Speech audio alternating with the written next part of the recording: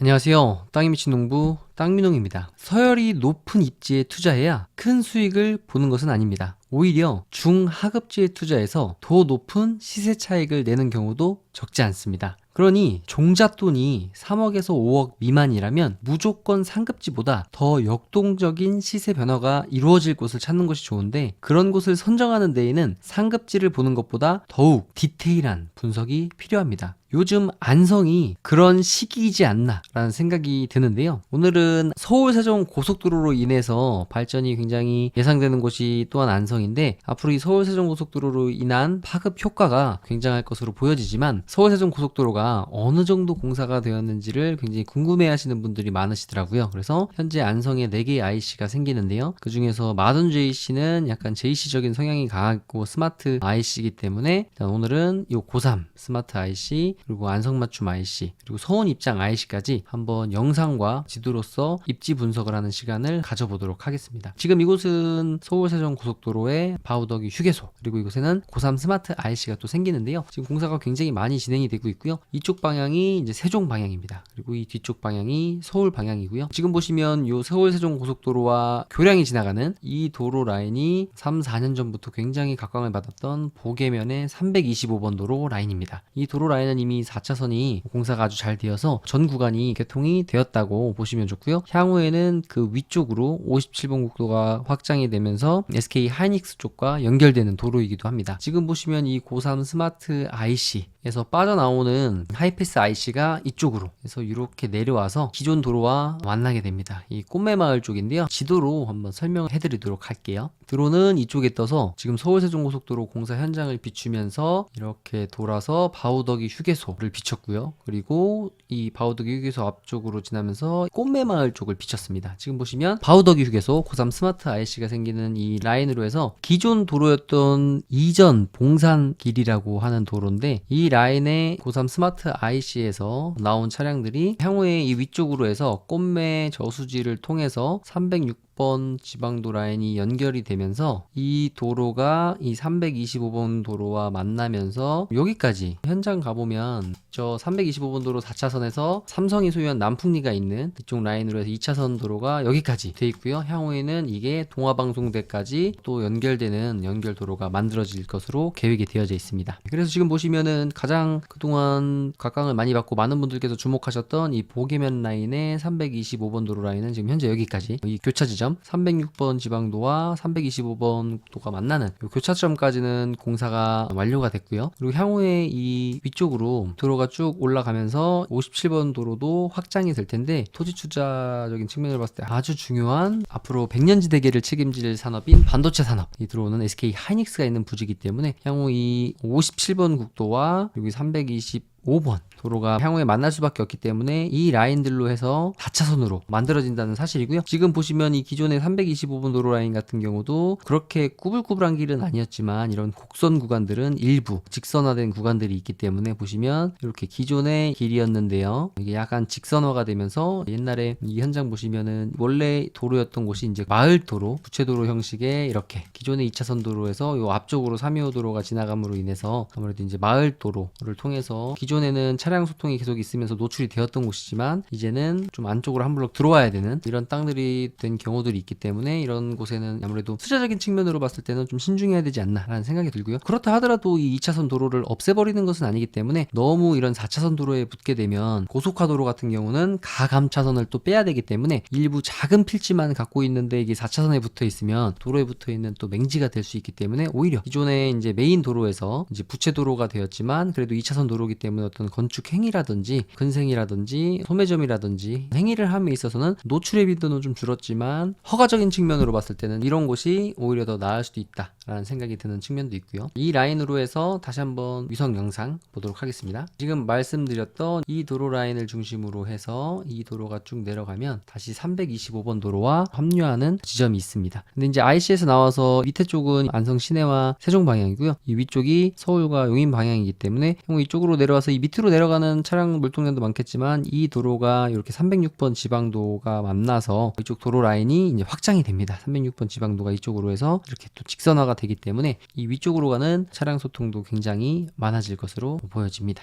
네, 이곳이 이제 고3 저수지인데 고3 저수지는 또 바우더기 휴게소가 생기면서 세 가지의 테마 그리고 여러 가지 길을 만들어서 앞으로 향후에 고3 저수지 수변 사업 개발에 대한 청사진이 또 나왔기 때문에 서울세종고속도로가 완공 안성 구간까지는 2024년 12월 내년 12월로 보고요. 그리고 전 구간이 개통되는 시기는 2025년 12월로 예정을 하고 있기 때문에 향후 앞으로 한 2년 6, 7개월 정도 뒤면 우리가 그토록 궁금해하던 서울세종고속도로가 개통되면서 파급 효과가 얼마나 대단할지 저도 굉장히 기대되는 부분입니다. 이제 밑으로 내려가서 안성에 굉장히 많은 이슈가 몰려있는 곳 안성맞춤 IC 인근인데요. 이 IC 인근에 가장 가까운 사거리 종합운동장 사거리 쪽과 그리고 많은 분들께서 주목하셨던 또 302번 도로가 지나가는 라인 그리고 이곳은 안성에 동신일반 산단이 들어오기로 또 예정이 돼 있고 이 아래쪽으로는 또 역세권 개발 그리고 많은 개발들이 이쪽에 또 모여 있다 보니까 많은 분들께서 주목하셨던 곳인데요. 지금 이곳의 공사 현장을 한번 보도록 하겠습니다.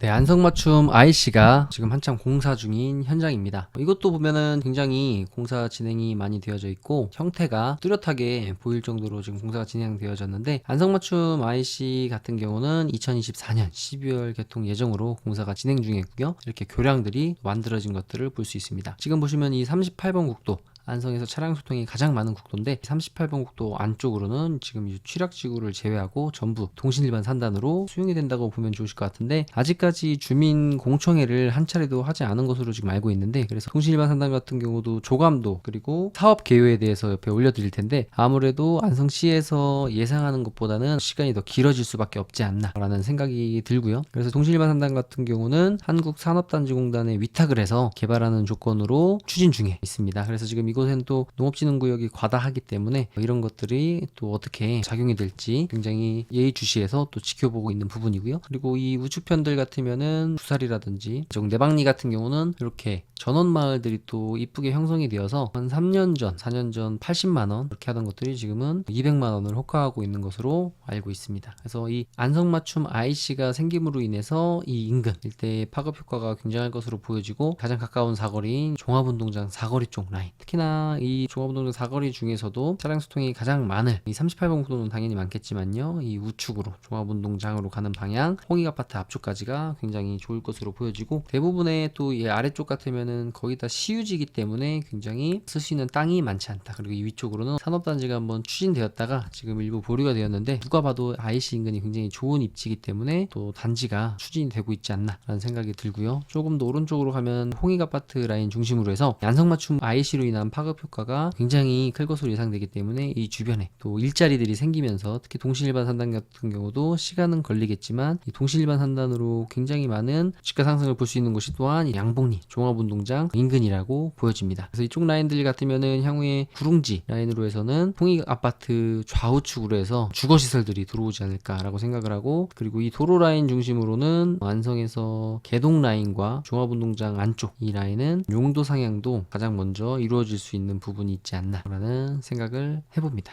이제 마지막으로 서운면인데요. 지금 마돈제이시를 지나서 서운 입장 IC가 생기는 곳인데 이곳 라인도 보면 서운 입장 IC가 지금은 어떻게 보면 미개발지 그리고 도로 여건이 좋지 않았기 때문에 안성에서도 굉장히 낙후된 곳 중에 하나였지만 향후에 지금 4산단과 5산단이 공사가 또 들어갔죠. 그리고 이 57번 도로 라인 중심으로는 향후에 굉장히 각광을 받을 수 있는 곳이고 그리고 이것도 보면은 이 IC가 생김으로 인해서 시간은 좀 걸리겠지만 이 앞쪽에 라인들도 보면은 향후에 동신일반 산업단지 같이 개발이 될 수 있는 부분이 있어 보이고요. 향후에 한 10년, 15년을 생각한다면 이쪽 라인들도 굉장히 좋아질 수밖에 없지 않나라는 생각을 해봅니다. 그렇다고 농업진흥구역을 사실하는 말씀은 절대 아닙니다. 이것도 한번 현장 영상 보여드리도록 하겠습니다. 서운 입장 IC가 공사하는 현장인데 이곳에 서울 세종고속도로 라인으로 해서 이쪽으로 또 교량이 생기면서 이 34번 국도와 붙고요. 그리고 이 라인으로 해서 57번 도로 라인에도 IC 라인이 붙게 되고요. 지금 보시면 이 위쪽은 이제 천안이고요. 이쪽에 이제 골프장도 또 지어지고 있고요. 지금 보시면 서울 세종고속도로가 아주 공사가 원활하게 진행되는 것을 볼 수 있습니다. 이 라인도 IC가 생김으로 인해서 향후에 한 10년에서 20년 뒤이면 이쪽 라인들도 안성맞춤 IC가 생기는 동신일반 산단이 들어오는 동신리, 양봉리처럼 개발이 될 수 있을 것으로 기대가 되는 곳이고요. 시간은 그래도 꽤 걸릴 것입니다. 지금 안성의 인구는 18만 9천여 명이기 때문에 도로가 만들어지고 일자리가 들어오게 되고, 그러므로 인해서 인구가 유입이 되려면 그래도 아직은 시간이 걸린다는 것을 분명히 알아두셔야 될 것 같고요. 물론 이 안성에서도 어떤 도로, 어떤 입지, 어떤 위치에 있느냐에 따라서 시간이 지날수록 가격에 대한 격차는 늘어날 것으로 보여집니다. 그렇기 때문에 안성 같은 경우도 정확한 지점, 정확한 위치, 그리고 상승할 수 있는 괜찮은 가격대를 삼박자를 잘 생각하셔서 토지를 매입하셔야 되는 시기이지 않나 라는 생각이 듭니다. 공사가 굉장히 많이 생각보다 진행이 됐고요. 지금 이 서운에서 세종 라인은 2025년 12월 개통 예정이기 때문에 이 정도의 공정률을 봤을 때 원활하게 진행이 될 것으로 보여집니다.